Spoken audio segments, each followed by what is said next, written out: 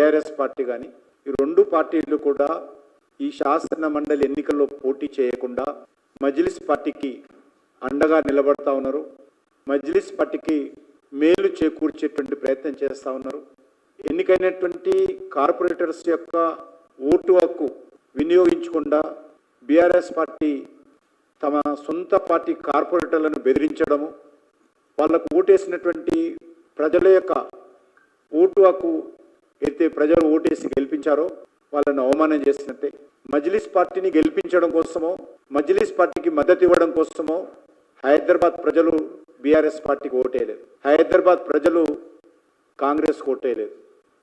ఇదే పాతపట్నంలో మజ్లిస్ పార్టీ వరుసగా గెలుస్తున్నటువంటి శాసనసభ నియోజకవర్గాల్లో కానీ లేక హైదరాబాద్ పార్లమెంట్ కాన్స్టిట్యున్సీలో కానీ మున్సిపల్ కార్పొరేషన్ ఎక్కడైతే మజ్లిస్ పార్టీ గెలుస్తుందో అక్కడ కానీ ఖచ్చితంగా బీఆర్ఎస్ పార్టీ కాంగ్రెస్ పార్టీ రెండు కూడా పోటీ చేసి మజ్లిస్ వ్యతిరేక ఓట్లు చీల్చి మజ్లిస్ పార్టీకి సహకరించేటువంటి ప్రయత్నం చేస్తూ ఉన్నారు.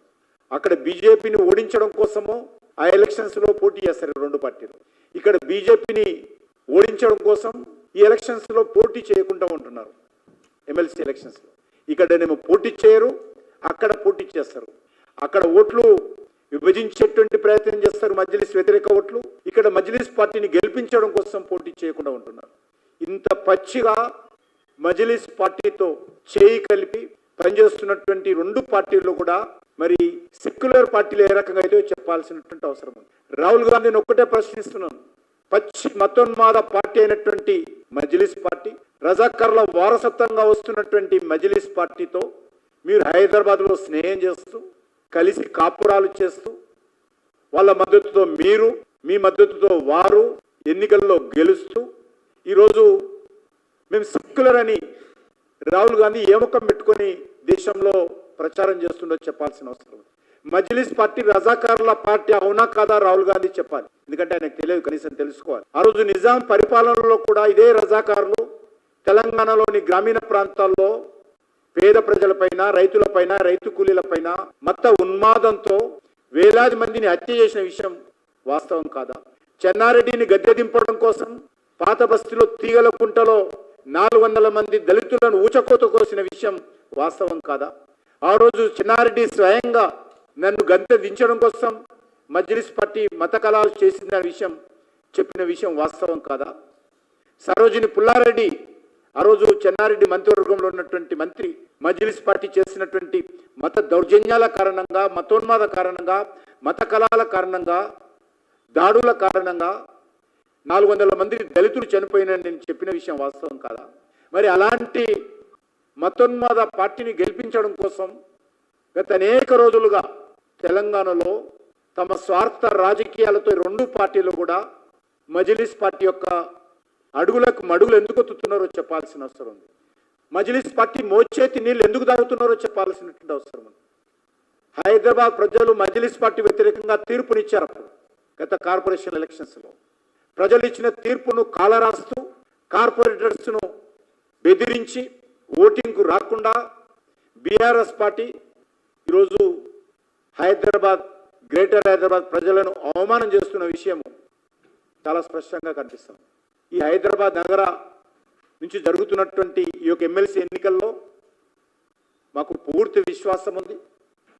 మజ్లిస్ను వ్యతిరేకించేటువంటి వాళ్ళు, రజాకర్ల ఆలోచనను వ్యతిరేకించేటువంటి వాళ్ళు, హిందూ దేవులను అవమానించేటువంటి పార్టీని వ్యతిరేకించేటువంటి వాళ్ళు, హిందూ దేవులను అవమానం చేసేటువంటి ఈ యొక్క మజ్లిస్ పార్టీ యొక్క కారు కూతలను వ్యతిరేకించేటువంటి వాళ్ళు, హిందువుల పండుగలను వ్యతిరేకించేటువంటి వాళ్ళు, 100 మంది భారతీయుల మీద దాడులు చేస్తామని చెప్పినటువంటి వాళ్ళు 15 నిమిషాలు సమయం ఇస్తే అది అసదుద్దీన్ ఓవైసీ కానీ, అక్బరుద్దీన్ ఓవైసీ కానీ 15 నిమిషాలు సమయం ఇస్తే ఈ దేశంలో ఉన్నటువంటి 100 కోట్ల మందిని సంగతి చూస్తామన్నటువంటి మజ్లిస్ పార్టీని ఎందుకు సమర్థిస్తున్నారో, ఎందుకు గెలిపిస్తున్నారో తెలంగాణ ప్రజలకి రెండు పార్టీలు చెప్పాలి. బయట అనేక రకాలుగా మాట్లాడతారు. ఓవైసీ దగ్గర కూర్చున్నప్పుడు ఈ రెండు పార్టీలు వంగి వంగి సలాములు కొడతారు. బయట అనేక రకాల పెద్ద పెద్ద ఉపన్యాసాలు ఇస్తారు. మజ్లిస్ పార్టీ కనిపించగానే చల్లబడిపోతారు. నేను మొన్న కూడా చెప్పాను, ఈ రెండు పార్టీలకు సూపర్ బాసు అసదుద్దీన్ ఓవైసీ. కాంగ్రెస్ కు బాసు రాహుల్ గాంధీ అయినా తెలంగాణలో సూపర్ బాసు అసదుద్దీన్ ఓవైసీ.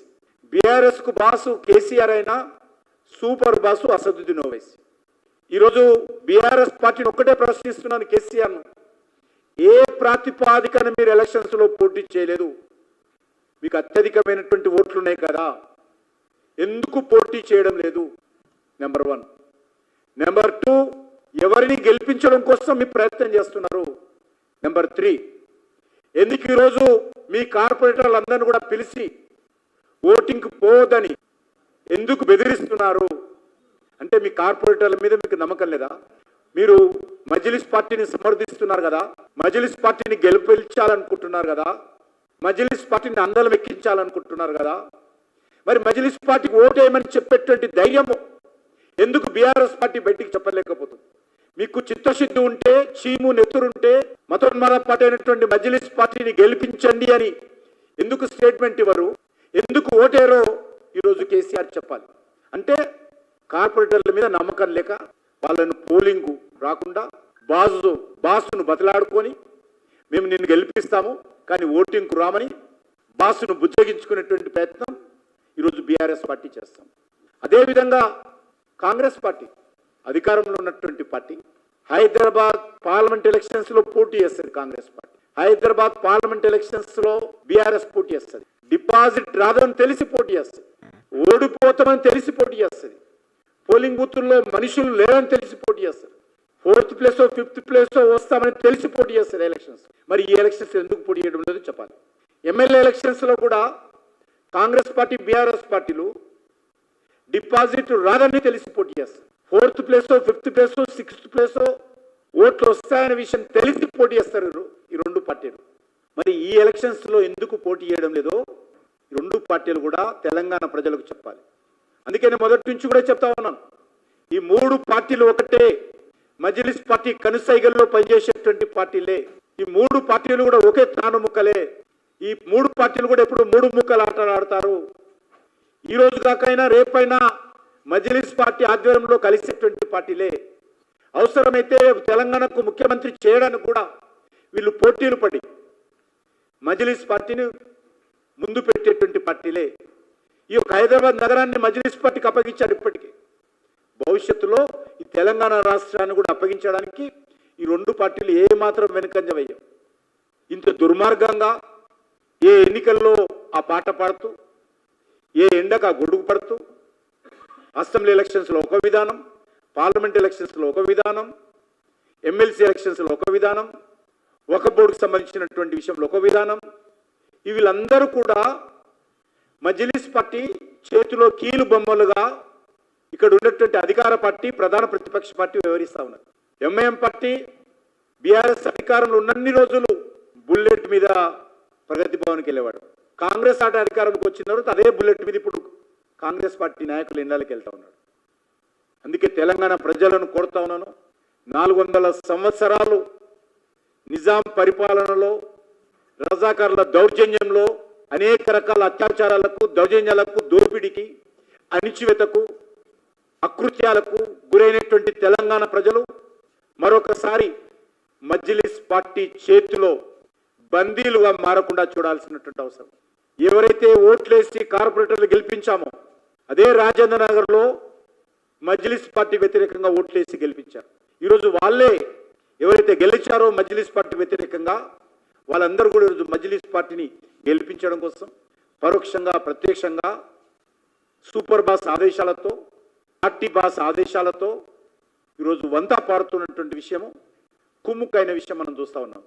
అందుకే ఎలక్షన్స్లో భారతీయ జనతా పార్టీ ఈ మూడు పార్టీల యొక్క నిజస్వరూపం బయట పెట్టాలని, ఈ మూడు పార్టీల యొక్క నిజస్వరూపాన్ని ప్రజలు అర్థం చేసుకోవాలని విజ్ఞప్తి చేస్తా ఉన్నాం. అయినప్పటికీ కూడా మాకు గెలుపు మీద విశ్వాసం ఉంది. ఇప్పటికీ అనేక మంది ఆయా పార్టీల మీద ఒత్తిడి చేస్తూ ఉన్నారు. కార్పొరేటర్స్ మాకు స్వేచ్ఛనివ్వండి అని ఒత్తిడి చేస్తూ ఉన్నారు. ప్రజలు మా మీద ఒత్తిడి చేస్తూ ఉన్నారు, మజ్లిస్ పార్టీని ఓడించాలని కోరుతున్నారని చెప్పి కూడా ఒత్తిడి చేస్తూ ఉన్నప్పటికీ కూడా ఆయా పార్టీలు బెదిరిస్తున్నటువంటి విషయం నిన్న ఇలా పేపర్లో కూడా చూశారు.